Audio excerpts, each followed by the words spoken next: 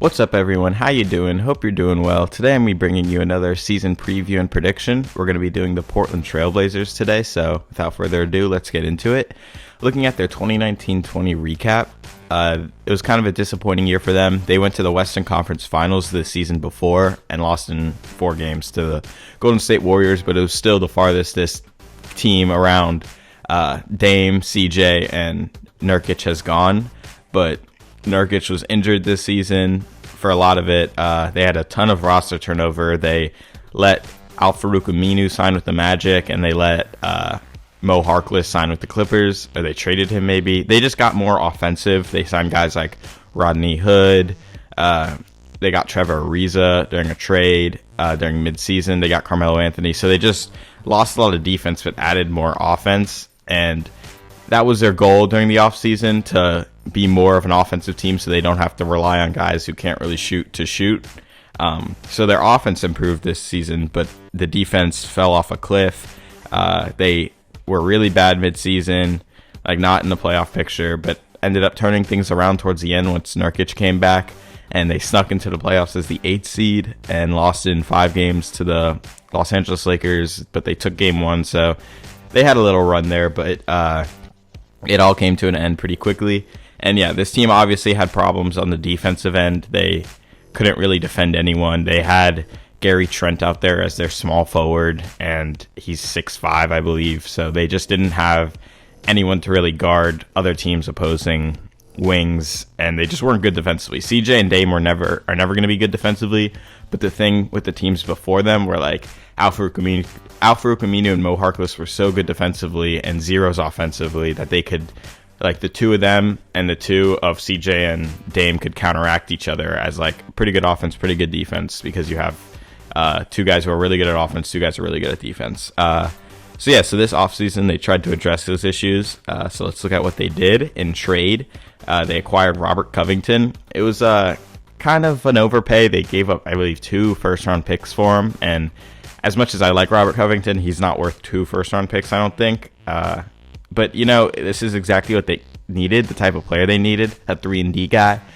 They really have never had a guy like this next to CJ and Dame, so I really like having a guy like Rocco who can really shoot the ball really well. Like, he's going to have nights where he is shooting really well from 3 and actually an offensive threat, and then he can also bring a lot of defensive intensity and just like good things. He's a really good rim protector for his size, really good off-ball defender, just really good in the flow of offense. He's not the best on-ball defender.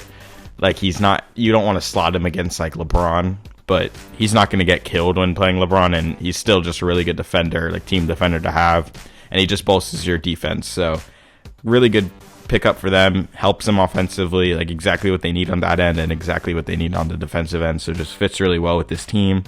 Another trade, Enes Kanter from the Boston Celtics. This one at first I didn't really get because they had him the season before, and as much as I like Kanter, he just doesn't get that many minutes during the playoffs, and I still think that's probably going to happen. But when you look at this roster, they don't really have a backup center, and I think Enes Kanter actually fits pretty well with this team. They just ask him to come off the bench and rebound and score the ball, and it's in limited minutes too. And I don't know, he hasn't been killing them defensively. Like, I don't know what the Portland Trailblazers do, but they figure out a way to play Enes Kanter like a lot of minutes. Like, it's really weird. They did it the season prior, like when they made it to the Western Conference Finals. Enes Kanter was actually a pretty big part of that, just because he was able to play a lot of minutes and actually like be the offensive force around the rim he is when he's able to play.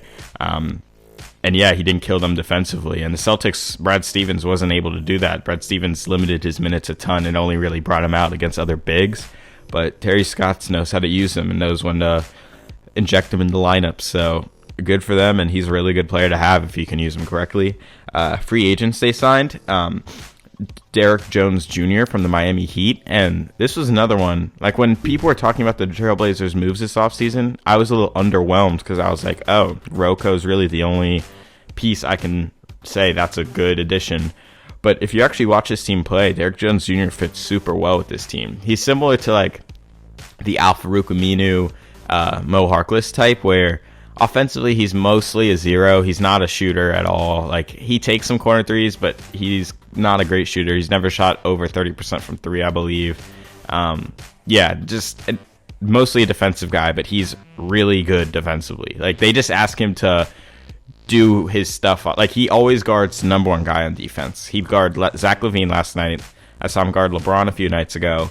Guard Kawhi when they played them. Like, they just always are. And he was on Steph Curry when he had 62, but that was more so Curry being hot than his defense. He's just a really, really good defender. He's super long.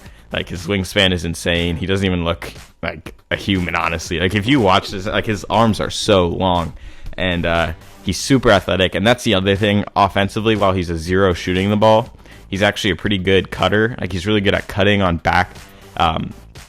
the backs of his defender when they like turn their back to him when he's on the 3-point line in the corner. He does a backdoor cut to the rim really well, and he's super athletic. So if he just gets the ball like 10 feet away from the basket, most of the time he can just jump and he'll get to the rim. Like, if you watched last night against the Chicago Bulls, he has this one dunk where he literally just elevates, and the guy, in the time that the defender jumped up, tried to contest a shot and then fell, he was in the air the entire time and just finished over him. So yeah, he's just super athletic, super long, really good defensively. Just a nice piece to have on this team, and I think he'll help them just stay afloat on the defensive end more, like just challenge stars more so, because he actually is one of those guys that just annoys star players just with his length, how much he tries on that end. Like, he picks you up full court because that's his job. He is a defensive player. So I really like the Derrick Jones Jr. signing. I think that'll help them have a defensive identity while keeping their offensive identity with Dame and CJ. So leaving them in free agency, Trevor Ariza, or that was not free agency, they traded him. Trevor Ariza is leaving them. He wasn't a huge deal. They traded for him mid-season, and he was kind of disappointing. So, yeah, not a big deal losing him. They traded him to the Thunder, I believe. And they also lost Hassan Whiteside to free agency, which is strange because Hassan's supposed to be the real defensive guy. Like, he's great at blocking shots. Led the league in block shots, I believe, last season, or was top in the league in it. And yeah, I feel like he's the same defensively as Enes Kanter. Just like, I don't see a major difference on the court. I think he could definitely be a better defender than Enes Kanter, but he's always caught in the wrong position. Doesn't really try very hard. Like, loses engagement a lot. Yeah, I'm not a huge Hassan Whiteside fan, but he's actually played pretty well for the Kings. And yeah, I think it's fine that they let him walk. Not a huge deal. So looking at who's on this roster, let's talk about Anthony Simons, who doesn't play a lot for this team. He had a lot of high hopes going into last season, as like it was his second year. They needed that backup point guard, so they were going to slot him in at that position, and they were hoping he would turn into something. He hasn't really yet. He has been okay, like league average 3-point shooter. He shoots a lot of threes. 80% of his shots come from three. But he just doesn't get a lot of minutes on this team. Gary Trent kind of took over that third guard role, and they always have CJ or Dame on the court, so they really only need one other guard in their guard rotation, and it's what's his name, Gary Trent Jr. So he kind of fell out of the rotation. He gets like 5 minutes a game, really, like not many. We'll see. He's still young, so he could definitely get into that rotation and start to play well, but as of right now, he's not playing for them, and he's not like in the rotation because he's just not playing great minutes right now. Like, he's just not. I think he could, but he just doesn't look like a backup point guard. Right? Like, he doesn't look confident enough to run an offense, not confident enough in his own shot, dribbling, like taking defenses or reading defenses and making the correct pass. He doesn't do any of that yet. He's mostly just an off-ball shooter right now. And another player, Carmelo Anthony, who was traded for or signed mid-season, and he was really good for them when he came in. He won Offensive Player of the Month when he came back, and yeah, people don't really like. I'm a Melo stan. I am a Knicks fan, so I've always loved Melo. And this might be the bias in me talking, but he's just useful on this team. Like, I watched it last night, and he had 3 threes or 4 threes, and just he's not scared to take big shots. And I know that's such a dumb thing to say. Like, there's no stat for, oh, he's not scared of the moment, but it's like he's not, and he has such confidence about him that like he's just a nice player to come off the bench. Like, he's actually, that's the thing. If he was starting for you, no, he's not worth it because he's going to be taking away too many possessions from Dame and CJ.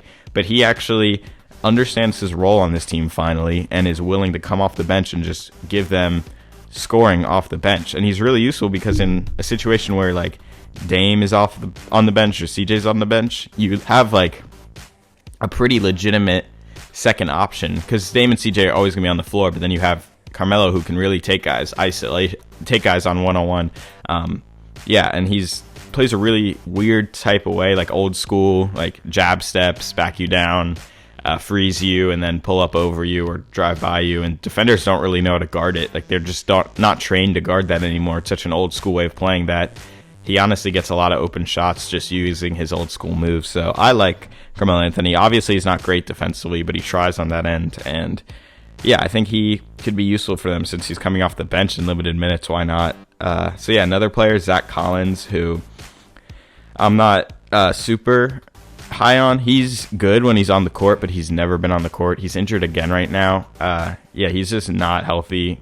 But when he's on the court, he's a big power forward. He's a good rim protector, pretty switchable, quick on his feet, just smart. And he's actually a pretty good shooter for his size. He could pull up from mid-range pretty well. I think he shot some threes last time I saw him, but it's not like a major part of his game.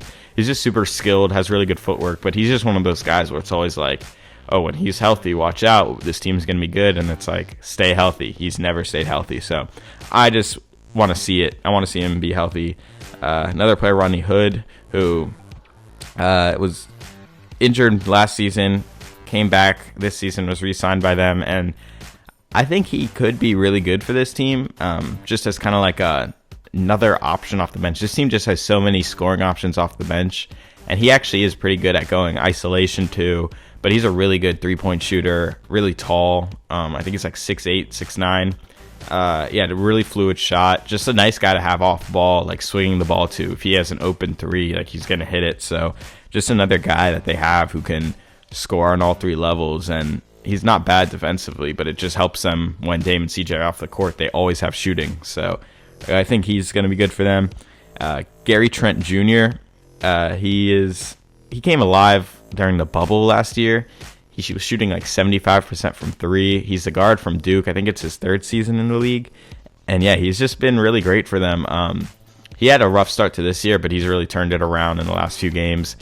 At first I saw him as just like a JJ Redick type because his three is really, like, honestly beautiful. His form, it's just so quick, and it's so like he doesn't need a lot of time, and he doesn't need to set his feet to get it off, and it always looks the same. Like he can be leaning right, leaning left, stepping back, running around a screen, falling down. Like it always looks good and looks like it's going in. So he has just a really fluid shot that can really adapt to multiple situations. Like I could see him being a three-point shooter on the likes of the JJ Redick, Duncan Robinson type, where they just run around and shoot threes, because like every three he takes, I think, has a chance of going in.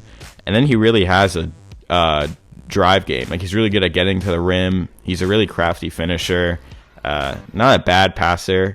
I could really see him developing into something for them, like a real third option, but right now he's just a really good off-ball scorer and occasional on-ball scorer, getting to the rim, kicking out. Yeah, he's good at that. Not great defensively, but it's because he's mostly slotted at small forward. When he's in as a guard, I think he's a lot better. Another player, Yusuf Nurkic on his team, and I love Nurkic. I love centers like this, guys who can pass and are just really cerebral and are that big, and he just understands the game. You could just tell. Last night, I think he had a near triple-double. He just does a lot of good handoff things, really good passer, really good at finding cutters, really crafty finisher.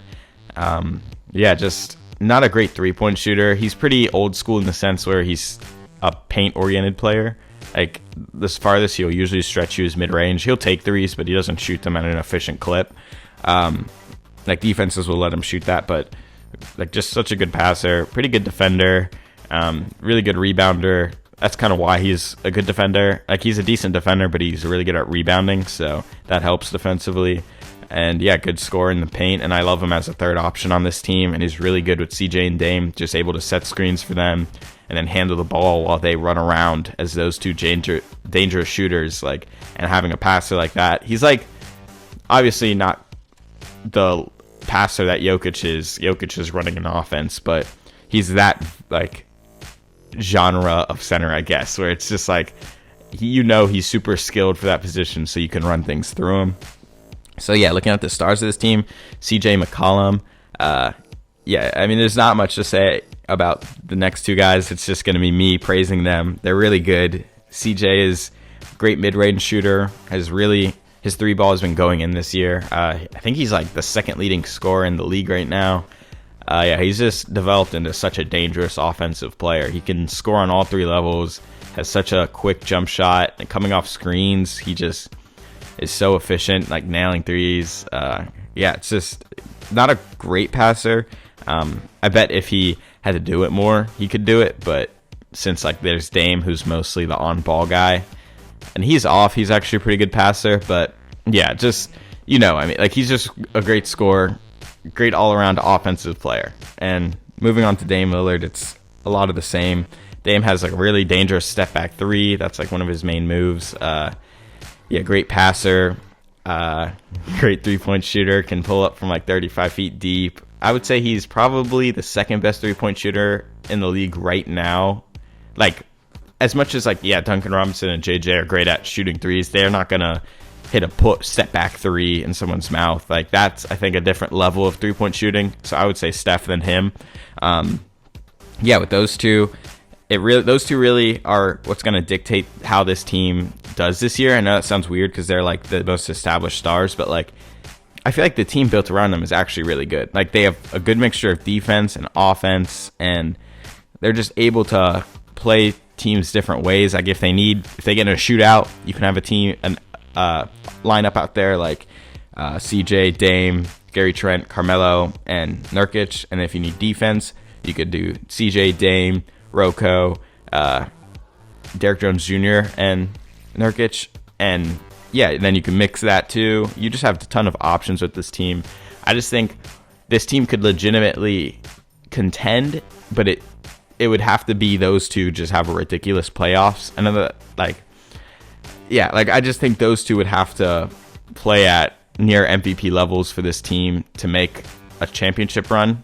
And I don't think that's going to happen. I think they're going to be a really good team, and I think they're a lock for the top 6 in the West. That's where I would put them. But if they were going to compete for the championship like they want to, like, I know in that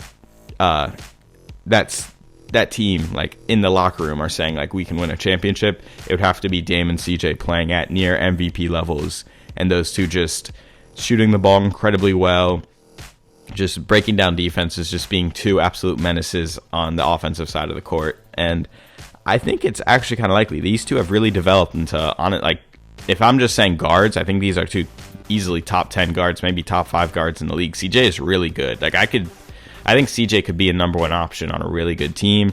And yeah, I'm very high on this team right now. I could see them being I put them as 5 in the West. I could see them even going top 4. So yeah, that's how I feel about the Portland Trailblazers. Let me know what you think in the comment section below. Like and subscribe, and I'll talk to you guys next time. Bye.